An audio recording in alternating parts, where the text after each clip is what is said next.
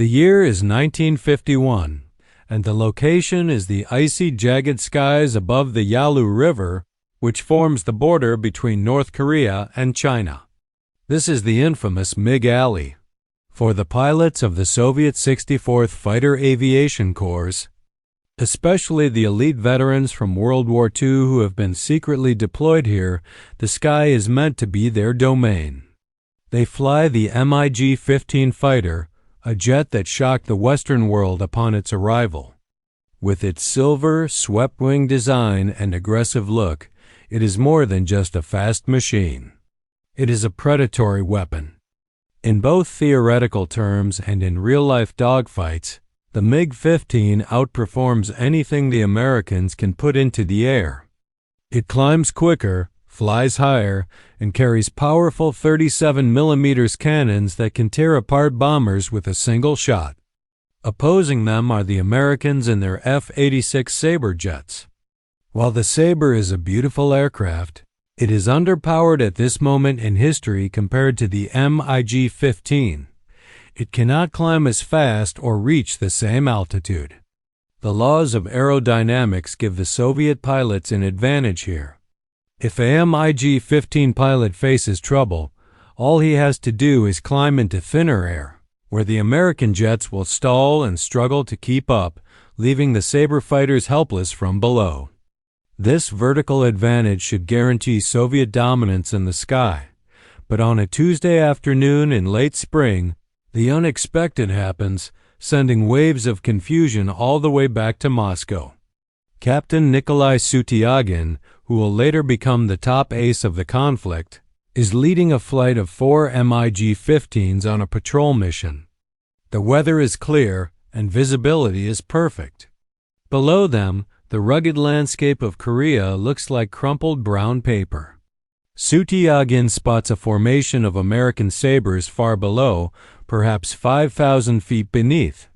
This is a perfect opportunity. According to Soviet tactics, the plan is simple: dive, strike with the heavy cannons, and then climb back to safety before the Americans can react. It's a boom and zoom tactic that requires careful energy management. Sutyagin signals the attack, and the 4 silver jets roll over and dive. The speed increases quickly, reaching 600 miles per hour, then 650. The airframe vibrates, compressing against the sound barrier as they dive toward the American formation. The Sabres break apart, scattering like startled birds. Sutyagin locks onto a target, lines up his crude optical sights, and fires. The heavy cannons thud, sending tracer rounds through the sky, but he misses. The deflection angle was too steep, and the closing speed was too high. But that doesn't matter. Sutyagin has the energy. He pulls hard on the stick, the G-forces pressing him into his seat as the MiG-15 roars to life. It converts that speed into altitude. Sutyagin climbs, expecting to see the American Sabre fall behind him, unable to keep up. But when he looks back, the Sabre is still following. This is a shock to the veteran Soviet pilot. The Sabre is heavier and has less thrust. It should be stalling out, losing energy, and falling behind. Yet, the American pilot is staying on his tail. The real shock comes a moment later. Sutyagin is now thousands of feet above, twisting through a high G climb, presenting a small, hard-to-hit target. At this distance, hitting a fast-moving jet with machine guns is nearly impossible. The human eye can't accurately judge the lead distance, and the vibrations of the aircraft, the wind, the bullet drop, and other variables are too complex for a pilot to calculate in a fraction of a second. But then, tracers fly past his canopy. These aren't random shots, they are terrifyingly accurate. A stream of .50 caliber rounds slams into the wing of his wingman's MiG. Smoke erupts from the damaged aircraft. The hit was precise, delivered from a distance and angle that defies the known limits of aerial gunnery. Sutyagin watches in horror as his wingman spirals downward. He's not angry, yet he's confused.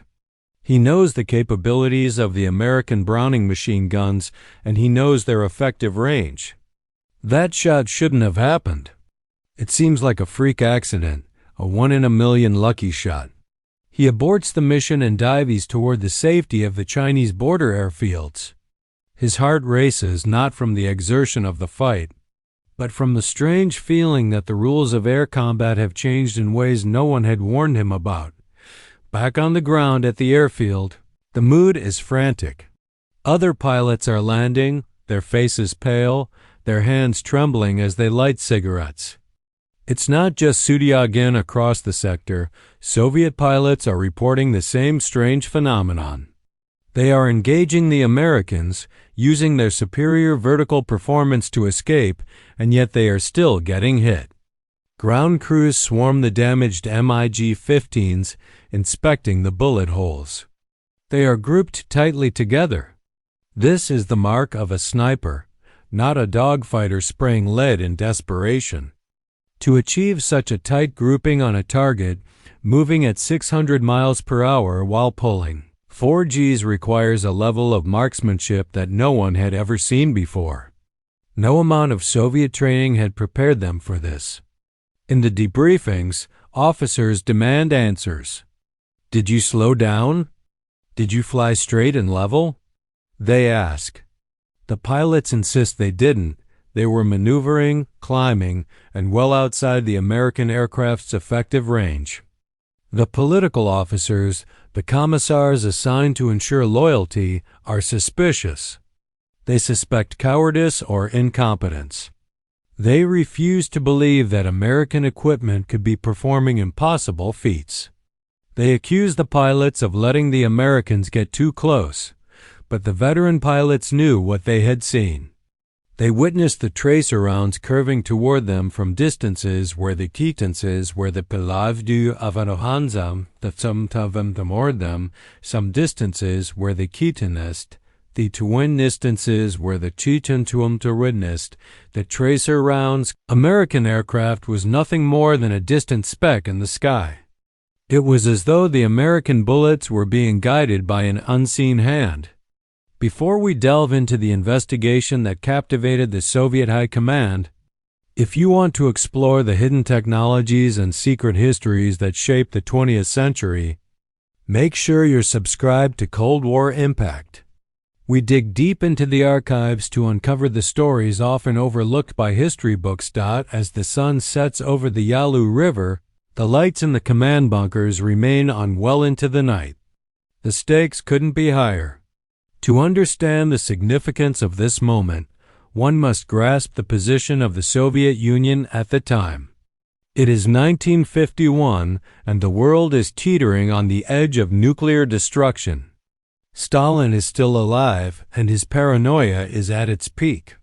The Korean War is a proxy war, a proving ground. If the Americans can dominate the skies over Korea, their bombers will be able to penetrate Soviet airspace. This would render the Soviet Union's expensive air defense network, heavily reliant on the MiG-15, essentially useless. The MiG-15 was their secret weapon, the ace in the hole that was supposed to level the playing field against the Western powers' numerical superiority. If the Americans have found a way to easily shoot down the MiG-15, despite its aerodynamic advantages, then the balance of power has shifted catastrophically. Reports begin to filter up the chain of command all the way to Moscow. The language used in these reports is cautious, even fearful. No one wants to deliver bad news to Stalin. They describe increasingly aggressive American tactics and unusually high levels of accuracy. But beneath the surface, the panic is clear. The loss rates are rising.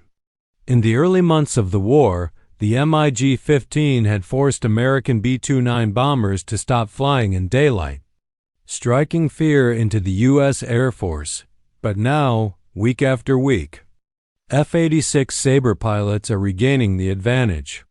They are accumulating kills that defy the expected performance. Capabilities of their aircraft, a chilling theory, begins to circulate among the pilots. In the mess halls of Anton, They whisper among themselves that the Americans may have developed a new weapon. Perhaps it's a proximity fuse for their machine gun rounds, or a new type of super-velocity ammunition that travels so fast it requires little to no lead calculation. Or, most terrifying of all, they wonder if the Americans have found a way to control their aircraft in a manner that the Soviets cannot comprehend. Every time a Soviet pilot climbs into his cockpit now, the confidence is gone. The belief in their superior machines has vanished. They look up at the sky and see a trap. They know that any mistake could mean their downfall. If they venture into the zone of the Sabre, they might not escape. They begin to call it the zone. It is an invisible sphere around the American jets, and if a Soviet pilot enters it, they know they are doomed. It doesn't matter how fast they are or how high they can climb. If they are in the zone, the Americans don't miss. General Georgy Lobov, the commander of the 64th Fighter Aviation Corps, is under immense pressure. Moscow demands results. They want dead Americans and the Soviet pilots to return home safely.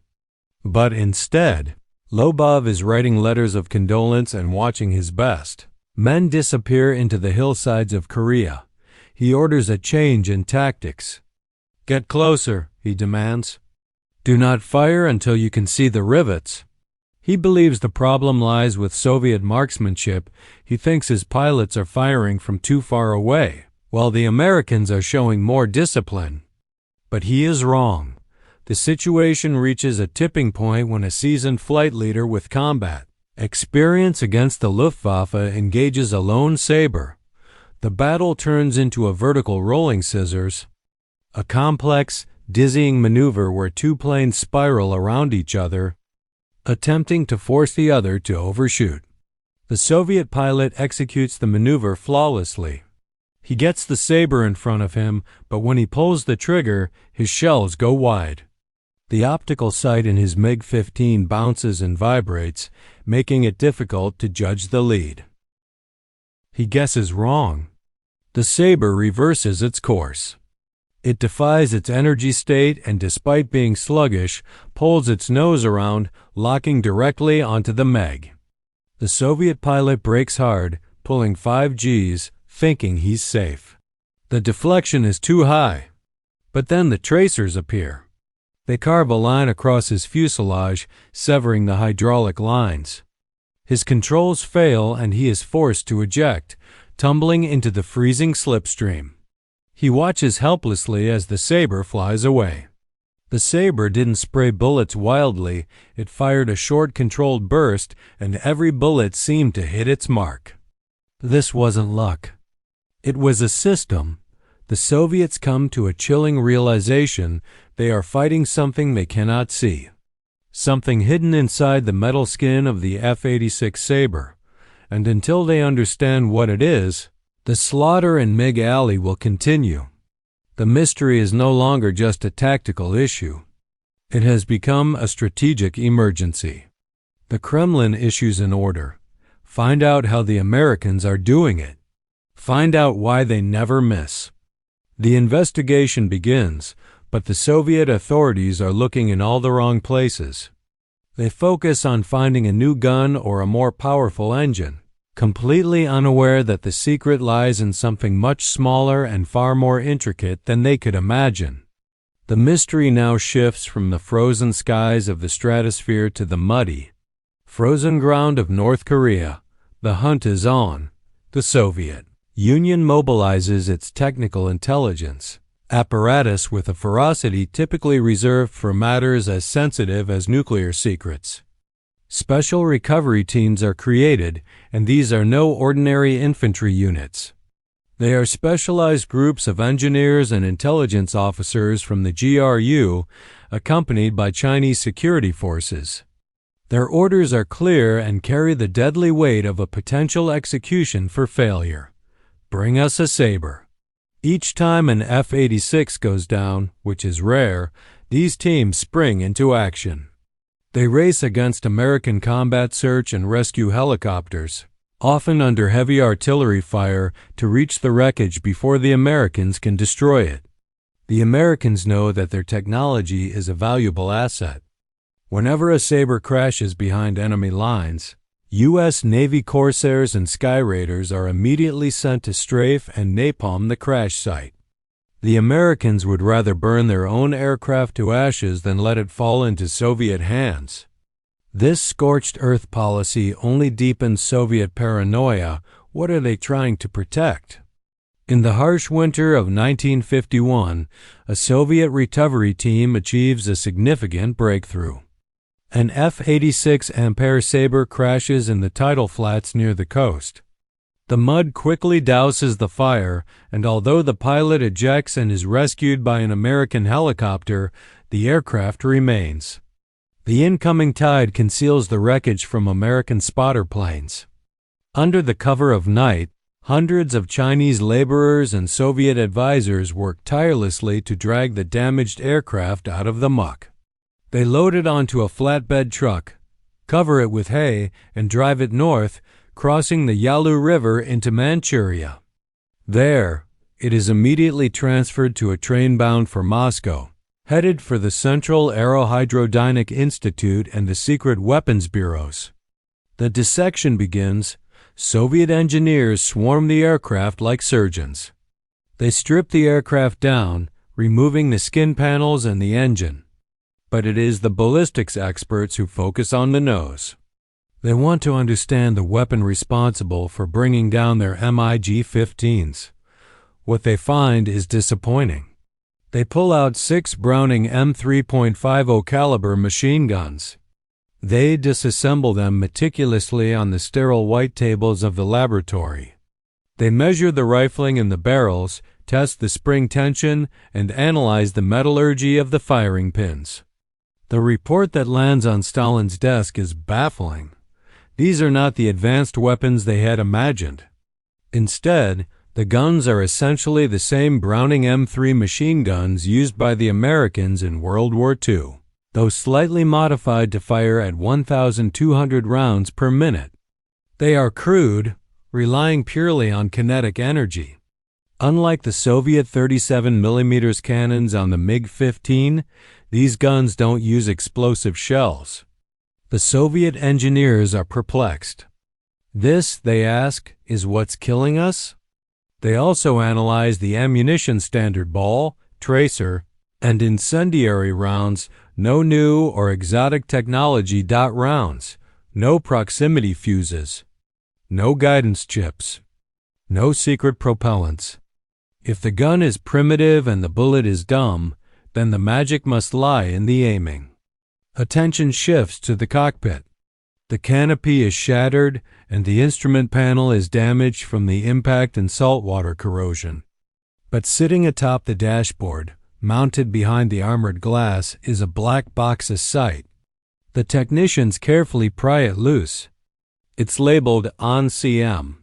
To the untrained eye, it looks like a standard optical reflector sight, similar to those the Germans used or the Soviets use in their MiG-15s. However, upon opening the casing, they find something far more complex. Inside there is a dense web of wiring, vacuum tubes, gyroscopes, magnetic amplifiers, and intricate circuitry. The device looks less like a gun sight and more like a miniature computer dot. Unfortunately, the unit is damaged. The delicate internal gimbals, the spinning components that keep the gyroscope stable, have been crushed by the G-forces of the crash. The vacuum tubes are shattered. The Soviets can see what it is, but they cannot get it to work. They can't power it up to uncover the ghost that their pilots are reporting. They try to reverse engineer the schematic. They realize that the sight is connected to a small intake on the nose of the jet, likely a radar. Radar ranging, the chief engineer mutters. They're using radar to get the distance. This is a significant finding, but it leads them to a dangerous and incorrect conclusion. The Soviets believe that the radar simply tells the pilot the distance to the target, perhaps adjusting the size of the reticle. They have similar concepts on their drawing boards, but they miss a crucial aspect. A range-finding radar alone doesn't explain the lead, the ability to predict where a target will be in 2 seconds. The investigation turns to the pilots themselves. In the grim interrogation rooms of North Korean prison camps, captured American pilots are brought in. These men are exhausted, wounded, and terrified. The Soviet interrogators speak through translators or in broken English. They don't ask about troop movements or nuclear codes. They ask about the box. How do you aim? The interrogator demands, do you use the rudder? Do you calculate the deflection manually? The American pilots, often strictly briefed to say nothing about the A-series sights, play dumb. Or, truthfully, they admit they don't really understand how it works. I just put the pipper on the target and pull the trigger, one pilot says. This infuriates the Soviets. Liar, they scream. At 600 miles per hour, if you just put the pipper on the target, the bullets will pass behind him. You must lead. How do you calculate the lead? I don't, the American insists. The box does it. The box does it. This phrase filters back to the Kremlin, and the legend begins to grow. In the mess halls of Soviet air bases, the pilots exchange whispers. The pilots start to mythologize the American technology. They stop referring to it as just a gun sight and instead call it the electronic brain.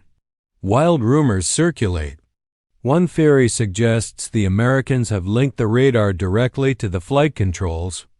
They believe that once the American pilot locks onto a MiG, the F-86 Sabre flies itself, turning into a robotic assassin. The pilot is thought to be merely a passenger, pressing the button when the light turns red. This theory is terrifying because it removes the human element from the fight. You can outfly a man, trick him, or scare him, but you cannot scare a gyroscope. You cannot fool a calculator. Another theory emerges suggesting that the electronic brain can see in the dark and through clouds. This notion causes panic among Soviet pilots during bad weather. They had once felt safe in thick cloud cover, but now they feel exposed. They imagine the American radar cutting through the fog, calculating the perfect kill solution while they remain blind to the enemy. Desperate for a countermeasure, the Soviet leadership orders their industry to replicate the American technology. They turn their attention to their own gun sight, the ISP-1 Newton, a copy of a British wartime design. It's a gyro sight, yes, but it's slow. When a Soviet pilot makes a sharp turn, the reticle lags behind, wobbling. It takes 2 or 3 seconds to settle. In the fast-paced world of dogfighting, 2 seconds is an eternity. By the time the Soviet sight settles, the target is gone. The Soviets assume that the American sight must have the same limitations after all. Physics is physics, and gyroscopes drift and wobble. So Soviet analysts conclude that the Americans must be flying differently to compensate for their sight's limitations. They issue a new directive to their pilots. The Americans must fly smoothly to use their sights effectively. If a Soviet pilot flies erratically, the electronic brain will become confused and fail to lock on properly. This becomes their doctrine. Shake the Sabre. Fly wildly and unpredictably to disrupt the American computer. This creates a tragic irony. By performing energy-draining, chaotic maneuvers, the Soviet pilots are making themselves easier targets. They are wasting their speed, their main advantage, in an attempt to confuse a system they do not fully understand. They don't realize that the American sight doesn't need them to fly smoothly. In fact, the specific innovation inside that black box is designed to handle exactly the kind of erratic chaos they are creating. Back in Moscow, the pressure reaches a boiling point. Stalin is furious. The loss ratios are unacceptable. For every American Sabre shot down, the Soviets are losing far too many MiGs. The exact ratio is kept a closely guarded secret, but the trend is undeniable. The investigation stalls. They have the wreckage, but it's too damaged to function. They have the pilots, but they are either tight-lipped or unaware of the technological details. They have plenty of theories, but they are based on fear, not facts. The Soviets are convinced that the F-86 Sabre is some kind of robotic machine. Soviet pilots view the American F-86 Sabre as a triumph of electronic wizardry, believing it to be a superior force over Soviet aerodynamic design. This perception fosters a complex of inferiority that will haunt the Soviet military for decades. They become obsessed with electronics and automation, convinced they are decades behind the Americans. In reality, they are looking at a mechanical marvel, not just an electronic one. As 1952 rolls around, the air war evolves. The Americans introduce a new version of the Sabre, the F-86F. With it, the mystery deepens. The kills become even cleaner, and the distances at which the Sabres engage increase. The Soviets are now forced into a defensive posture.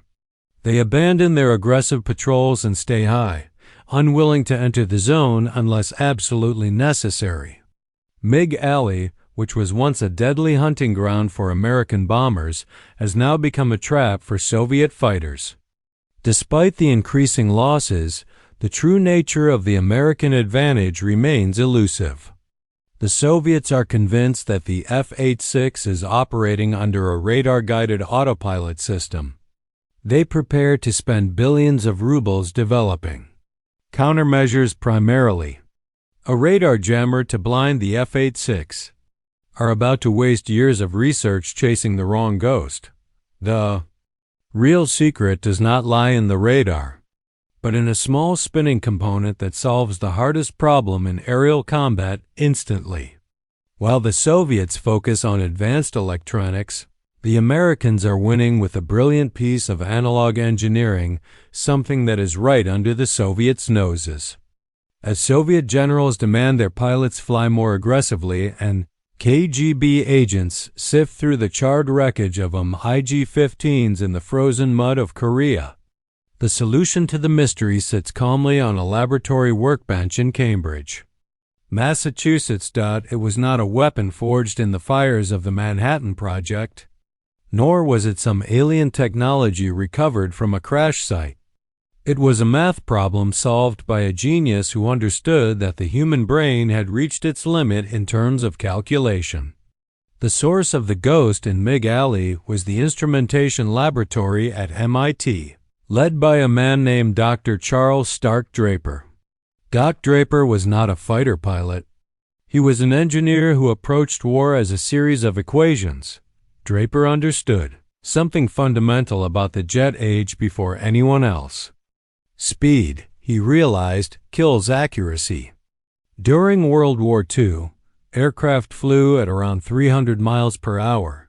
At that speed, a pilot could rely on instinct to estimate the lead, looking at a target in front of him, guessing how far ahead to aim, and pulling the trigger. It was an art form based on gut feeling and experience.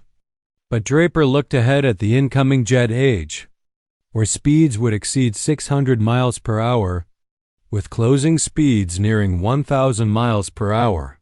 At these velocities, the geometry of an intercept changes faster than the human eye or brain can track. The human eye can transmit data to the brain, but not as fast as the brain can issue a command to the hand. By the time a pilot sees the enemy and decides to shoot, the enemy is already out of range. Draper realized that asking a pilot to calculate ballistics at speeds of Mach 0.9 wasn't just difficult, it was mathematically impossible. The pilot didn't need a better gun. What he needed was a partner. He needed a machine capable of predicting the future. This project was named the A1 series, which eventually evolved into the A4 gun sight. But to the engineers working on it, it was simply the sight. The heart of the device wasn't a microchip, those didn't exist yet. Instead, it was a gyroscope. But not just any gyroscope. Draper had perfected a technology called the floated integrating gyro. Imagine a small, precision machine spinning top suspended inside a can filled with a thick, molasses-like fluid. This fluid dampened the vibrations and shocks of a fighter jet, allowing the gyro to sense the smallest movements of the aircraft with absolute accuracy.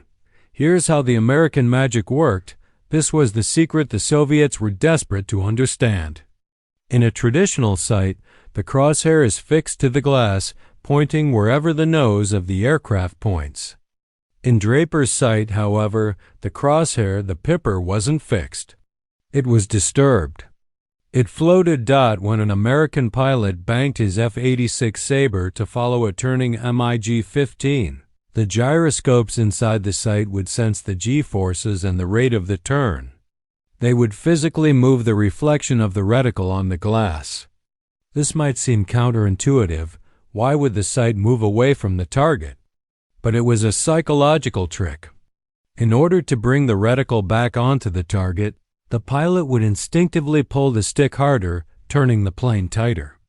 By chasing the dot, the pilot was unknowingly forcing his aircraft into the perfect lead angle. The sight was doing the calculus. It measured the turn rate, the air density, and the ballistics. It was telling the pilot, if you want to hit that MiG, aim here at this empty patch of sky. The pilot didn't have to guess. He just had to obey the dot. But there was one missing variable: range.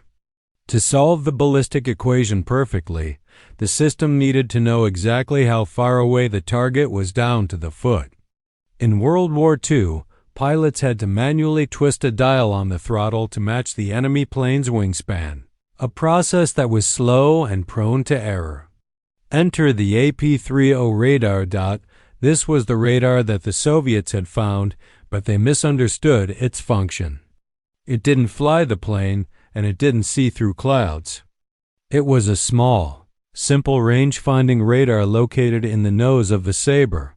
When the American pilot closed in on a MiG-15, the radar automatically locked on, feeding the precise distance, say 1,200 feet, directly into the gyroscopic computer.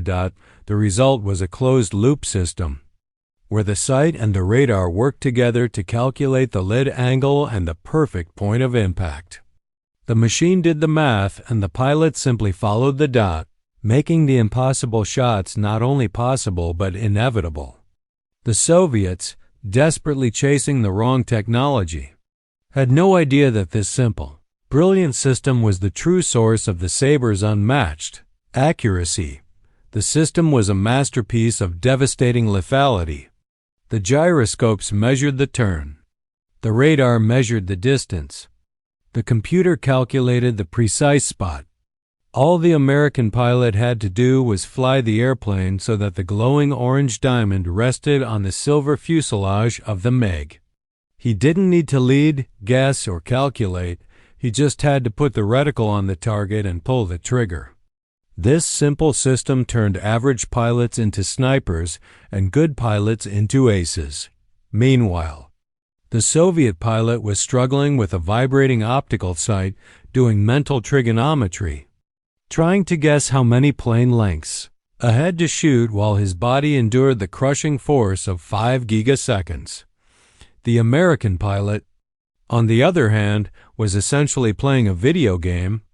The technology was so advanced for its time that the U.S. Air Force was terrified of losing it.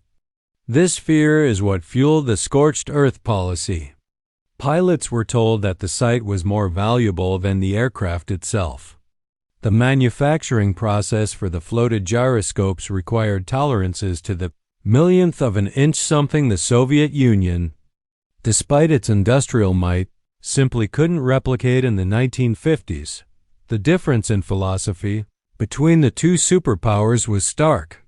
The Soviet philosophy, embodied in the MiG-15, was all about power, a big engine, big guns, simple controls, and reliance on the pilot's aggression.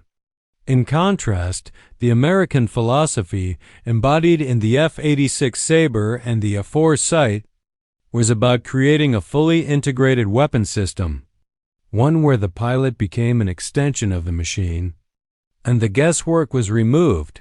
The Soviets were looking for a robotic plane, but they didn't realize they were up against the first true cyborg weapon of the Cold War. The F-86 pilot wasn't just a passenger. He was the biomechanical actuator for Dr. Draper's math problem. But there was a catch, a flaw in the system that the Soviets, in their paranoia, failed to exploit. The A4 sight needed time to settle. When the pilot yanked the stick, the fluid in the gyroscopes needed a fraction of a second to stabilize. If the flight was too erratic, the reticle would bounce off the glass, causing the sight to lose its lock. The Americans were well aware of this. They trained their pilots to fly with smoothness and precision. "Squeeze the stick," the instructors would say. "Don't yank it." The pilots learned to fly with fluid grace, which the sight rewarded with perfect accuracy. However, the Soviets, observing this smooth flying, either assumed it was arrogance or, as we saw in Part 2, that the robot required a stable platform. So they ordered their pilots to fly violently, to shake the Sabres and force them into erratic, energy-draining maneuvers. In doing so, the Soviets played right into the hands of the American system. By flying aggressively, they bled off their energy and slowed down. The moment they settled into a more predictable turn, even for just a second, the American radar would lock on. The gyros would stabilize, the reticle would drift onto the target, and the Sabre pilot would unleash a burst of 600 rounds. The mystery that had baffled the Kremlin was, in the end, simply a triumph of systems, a seamless integration of technology, mathematics, and human instinct. Engineering breakthrough wasn't in the cannon or the engine of the fighter jet, but in the black box that told the pilot where to aim. This realization that the most dangerous component in a modern jet was the precision of its guidance system shifted the nature of aerial warfare. But the secret behind the American edge couldn't stay hidden forever. As the war dragged on, more Sabres were shot down, more crashed. Eventually, the inevitability of war caught up with the Americans. One day, a Sabre went down, but this time it didn't burn or explode. It belly landed into a soft sandbank on a tidal flat, and the incoming tide gently covered it, preserving it like a specimen in a jar. The pilot was captured, but this time, the Soviet recovery team managed to reach the wreck before American bombers could destroy it. They attached cables to the submerged jet and pulled it free. Inside the cockpit, the glass was cracked, but the black box remained intact. The gyroscopes inside were still floating in their oil. The Soviets now had the source of the mystery. They crated it up and flew it directly to Moscow, to the design bureau responsible for gun sights. The engineers gathered around, crowbars in hand, eager to crack open the American ghost. What they would discover inside would not only explain the devastation in MiG Alley, but also force them to confront a terrifying reality. The technological gap between the East and West was far wider than they had ever imagined. They were about to look into the future, and they wouldn't like what they saw. The wooden crate sat in the center of a sterile, high-security room at the NI-17 Research Institute in Moscow. It was late 1952, and the room was filled with the Soviet Union's brightest minds in optics, ballistics, and radar. The atmosphere was thick with a mix of professional curiosity and existential dread. As the engineers pried the lid off, inside, cushioned by American packing material, was the electronic brain. Though damaged, it was whole. The recovery team had managed to salvage the F-86 Sabre before salt water could corrode its delicate internals. Under the harsh glare of laboratory lights, the Soviet engineers began their autopsy. They stripped away the outer casing of the RNCM sight, expecting to find something alien, a secret weapon, perhaps a miniaturized nuclear battery or a guidance system from German rocket scientists. Instead, what they found shocked them to the core. It wasn't a wonder weapon. It was something far more profound. They found a level of manufacturing precision that simply didn't exist in the Soviet Union. As the lead engineer carefully disassembled the gyroscopic unit, he paused, placing one of the components under a microscope. He called his colleagues over. They each took turns peering through the lens. Silence fell over the room. The shock wasn't that the technology seemed magical, it was that it was perfect. They were looking at the heart of Dr. Draper's invention, the floated integrating gyro. The clearance between the spinning rotor and the housing was measured in microns, so precise that it was almost beyond their comprehension. This was the technology that had made the difference in MiG Alley. It was a stunning revelation, not of secret weaponry or alien designs, but of a level of craftsmanship and engineering that was light years ahead of anything the Soviets could produce at the time. The fluid suspending the gyro in the American gun sight was of a specific viscosity and chemical composition that the Soviet chemical industry had never been able to produce.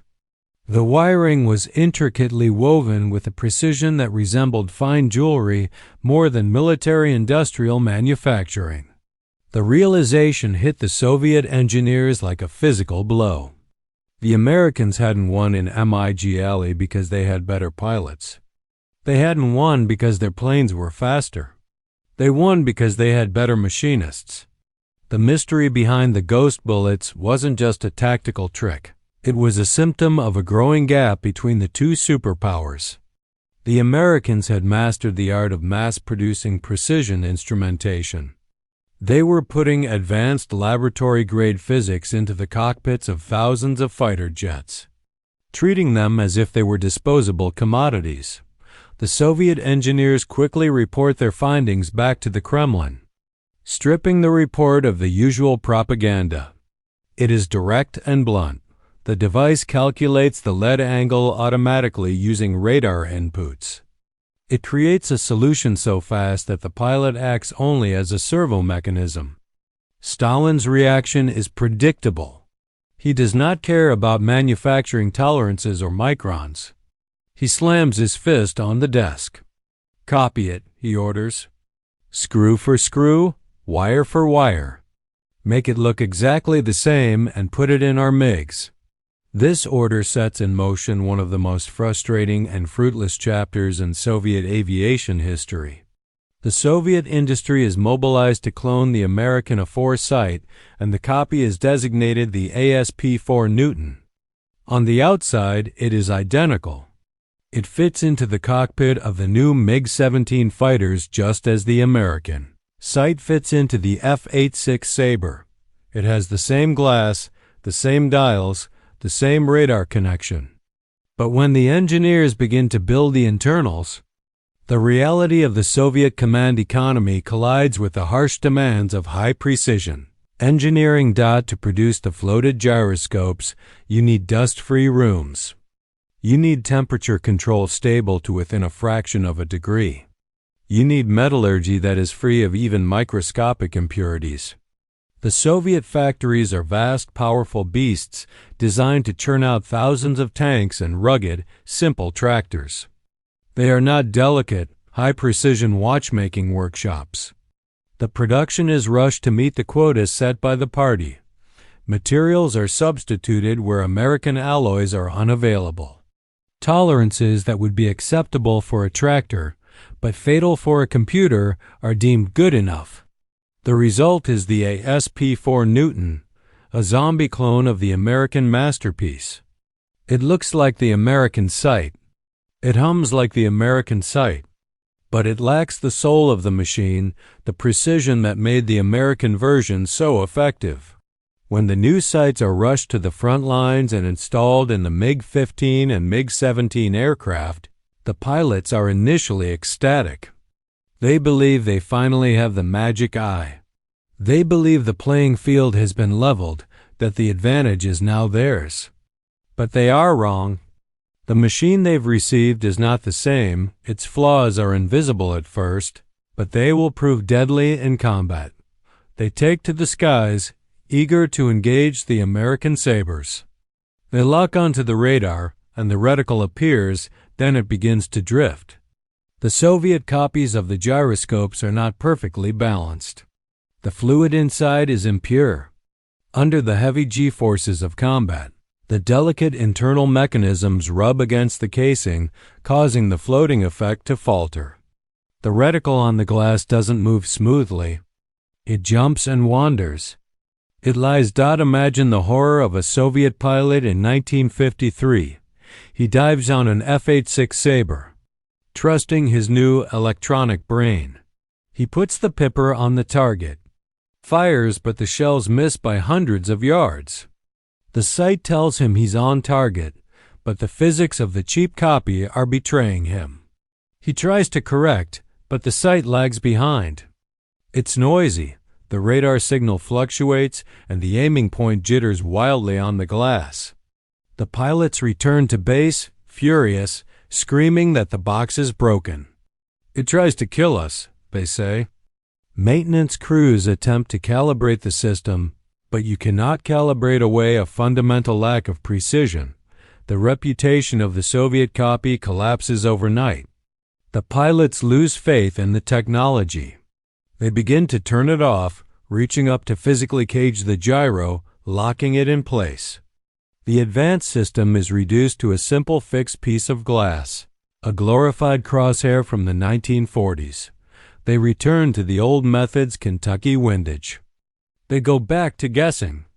Meanwhile, across the valley, American pilots in their F-86 F Sabres are flying with the original system.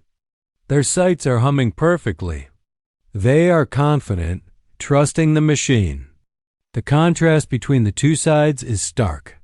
The shock for the Soviet Union is total. They realize they could steal the blueprints. They could capture the object itself, but they could not steal the industrial base needed to build it.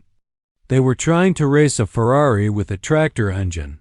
The confrontation reaches its climax in the final months of the Korean War. The sky's over. Korea are filled with the new F-86 F Sabres, now operating as a fully integrated weapon system. The kill ratios skyrocket. Some sources claim the ratio reached 10-1 in favor of the Sabre. While historians debate the exact number, the trend is undeniable. The MiG-15, aerodynamically superior, is being slaughtered. Soviet generals watch the reports with grim resignation. They realize that the Americans have opened a new front in warfare. It's no longer just about horsepower and armor thickness, it's about information. The American sight processes speed, range, angle, and density faster than any human ever could. The Soviets are still fighting a manual war in an automatic age in a desperate bid to counter this. The Soviet design bureaus pivot. If they cannot win the electronics war, they decide to double down on the one thing they do better than anyone else: brute force. The Soviet engineers began to realize that their only response was to design aircraft so fast and so high-flying that no computer could calculate the solution in time. They set to work on the MiG-19 and MiG-21, deciding to outrun the problem rather than solve it. Speed was their armor. They believed that if they could achieve Mach 2, the American gyroscopes would become irrelevant. But deep down, the engineers at NI-17 understood the truth. The events unfolding in Korea were only the beginning. They had glimpsed the future in that wooden crate, and they knew that eventually, computers would get faster and missiles would get smarter. If the Soviet Union could not master the electron and the gyroscope, they were doomed to lose the Cold War before it even truly began. The American technology was not just a weapon. It was a warning dot as the guns finally fell silent over the Korean peninsula in 1953. The legacy of that small black box was just beginning to take shape. It would drive the Soviet Union into a frantic, paranoid technological race that would eventually bankrupt their empire. In July 1953, the Korean War ended in an uneasy armistice. The roar of jet engines over the Yalu River faded into silence as the pilots returned home. But in the classified archives of the Kremlin and the Pentagon, the war over technology was just beginning. The final scorecard of the air war is still debated today. American propaganda claimed a kill ratio of 10-1, with 792 MiG-15 aircraft shot down for only 78 Sabres lost. Modern historians with access to Soviet archives suggest the ratio was lower, perhaps 4-1 against Soviet pilots and closer to 1-1 against the Chinese. But these raw numbers mask the true verdict. The real victory wasn't in the body count, it was in the psychological trauma inflicted on the Soviet military-industrial complex. The mystery of the aforesight planted a seed of doubt in Soviet minds, one that would grow like a cancer over the next 40 years. It proved that in the modern age, superior aerodynamics, the curve of a wing, the thrust of an engine were no longer enough. The MiG-15, by all accounts, was a better flying machine than the F-86 Sabre. It could fly higher and accelerate faster in a pure contest of energy. It should have won, but it lost. It lost because the Americans brought a computer to a knife fight. The failure of the Soviet copy, the ASP-4 Newtons, had a devastating ripple effect. It forced the Soviet Union into a reactionary posture from which they never truly recovered. Instead of innovating their own path in microelectronics and precision computing, they became obsessed with theft and imitation. They spent billions of rubles building spy networks to steal Western technology, only to find themselves unable to manufacture the designs they had stolen. They were like a cargo cult, building wooden replicas of radios and hoping the music would play. They could copy the shape of the microchip, but they couldn't replicate the purity of the silicon. They could copy the gyroscope, but they couldn't replicate the fluid. This imitation trap defined the rest of the Cold War. You see it in the Tu-144, the Concordski, which looked like the Concorde but was louder and more dangerous. You see it in the Buran space shuttle, a copy of the American orbiter that flew only once. The incident in MiG Alley was the first clear signal of the Soviet Union's ultimate demise. Their economy was built for gross tonnage, millions of tons of steel, thousands of tanks, vast concrete dams. It was an economy of giants. But the future of warfare belonged to the midgets, the transistor, the microswitch, and the floated gyro. The Soviet system, rigid and bloated, simply could not handle the delicate cleanroom requirements of the information age. The F-86 Sabre and its secret site marked the death of the Knight of the Air.